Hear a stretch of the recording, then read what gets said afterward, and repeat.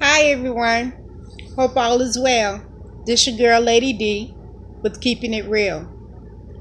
I wanted to share with you all how I actually um, became diabetic as well as having to um, be on dialysis. This happened maybe about 30 years ago. It was back home down south where I was living in West Palm Beach.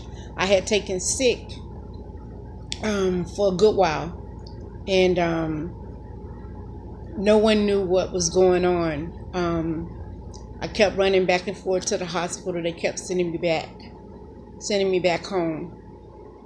So I went maybe about 3 or 4 times before my mom actually called the emergency room because I was vomiting a lot. I had a temperature, wasn't keeping fluids down.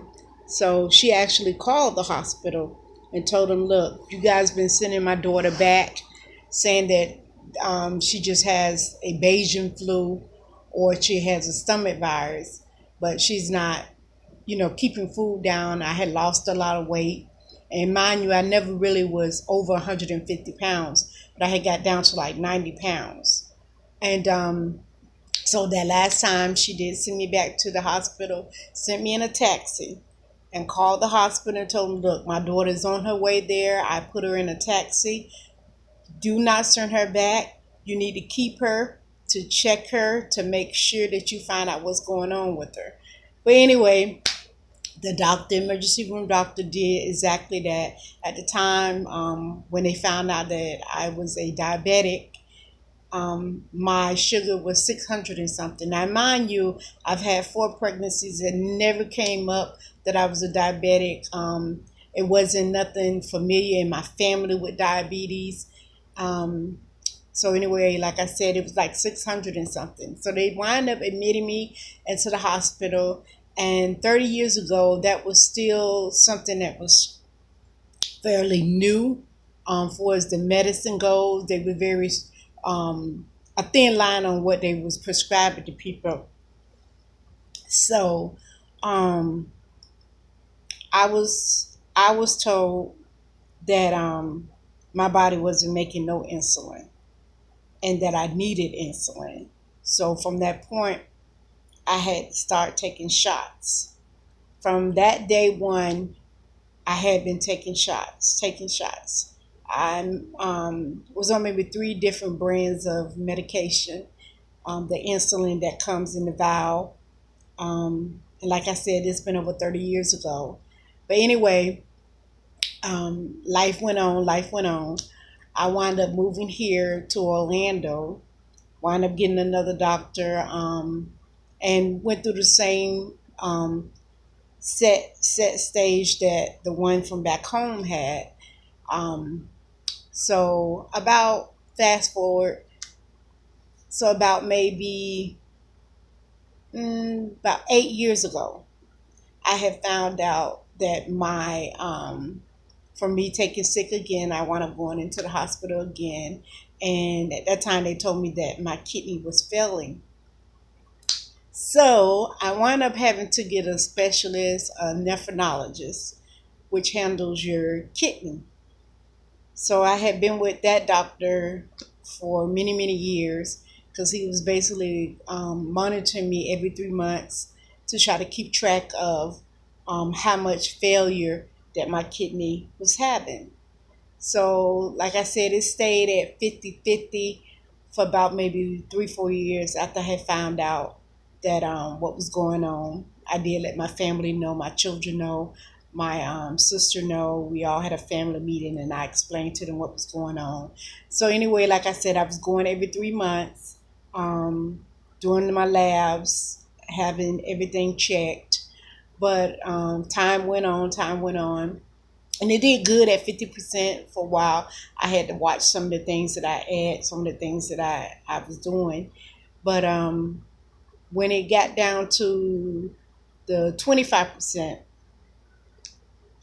that's when the doctor told me that I had to make a decision on what type of treatment that I wanted. So I read up on it, got a little bit of information on it, and I chose the PD, which I'm on now. I chose that because it was more convenient for me. It fit in my life, my lifestyle. So I went on from there.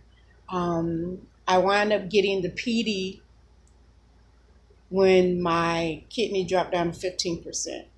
When it dropped down to 15%, he said we could no longer wait, that we had to go ahead and do the surgery because it would take like 2 weeks, 2 to 3 weeks before your incision would heal in order to actually start the treatment.